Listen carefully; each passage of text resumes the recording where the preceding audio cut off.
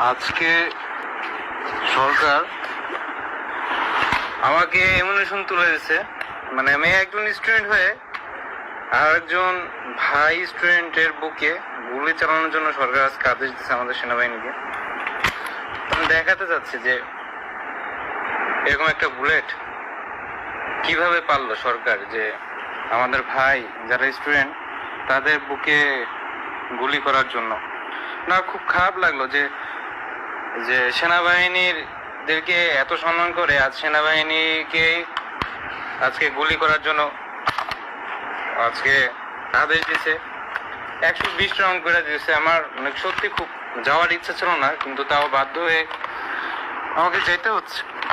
মানে আমার কথা আসতেছে না আজকে, মানে কি বলবো, মানে সরকার এত নিচে হয়ে গেল। সময় স্টুডেন্ট ছিলাম, আজকে এর আগেও তারা কয়েকবার 2013 সালে, 2018 সালে, 2023 সালে, 22 সালে তারা বারবার কিন্তু জনগণের জানমালের সম্পত্তি তারা নষ্ট করেছে। তারা পুলিশ হত্যা করেছে, তারা রাজপথে তারা আগুন দিয়েছে, থানাগুলিতে আগুন দিয়েছে। আমরা মনে করি তারা কিন্তু টিকতে পারে নাই। তাদের প্রত্যেককে আমরা আইনের আওতায় নিয়ে আসছি। আবারও আমরা কথাটা বলতে চাই, বিনীত অনুরোধ করতে চাই, তারা যদি ঘরে ফিরে না যায়, কিছু সংখ্যক মাদ্রাসার ছাত্র, কিছু সংখ্যক ছাত্রদল, যুবদল এবং জামাত শিবিরের চক্র যারা এখানে বসে পুলিশের গায়ে হাত তুলছে, রাস্তায় আগুন লাগাচ্ছে, আমরা তাদের কাউকে ছাড় দিব না।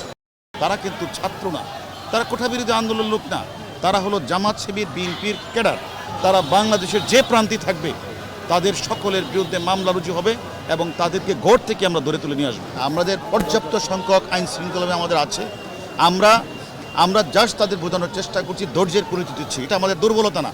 তারা যদি দুর্বলতা মনে করে থাকে তাহলে তারা বোকা স্বর্গে। এর আগেও তারা কয়েকবার 2013 সালে, 2018 সালে, 2023 সালে, 22 সালে তারা বারবার কিন্তু জনগণের জানমালের সম্পত্তি তারা নষ্ট করেছে। তারা পুলিশ হত্যা করেছে, তারা রাজপথে তারা আগুন দিয়েছে, থানাগুলিতে আগুন দিয়েছে। আমরা মনে করি তারা কিন্তু টিকতে পারে নাই।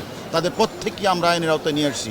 আবারও আমরা কথাটা বলতে চাই, বিনীত অনুরোধ করতে চাই, তারা যদি ঘরে ফিরে না যায়, কিছু সংখ্যক মাদ্রাসার ছাত্র, কিছু সংখ্যক ছাত্রদল, যুবদল এবং জামাত শিবিরের চক্র যারা এখানে বসে পুলিশের গায়ে হাত তুলছে, রাস্তায় আগুন লাগাচ্ছে, আমরা তাদের কাউকে ছাড় দিব না। তারা কিন্তু ছাত্র না, তারা কোঠাবিরোধী আন্দোলনের লোক না।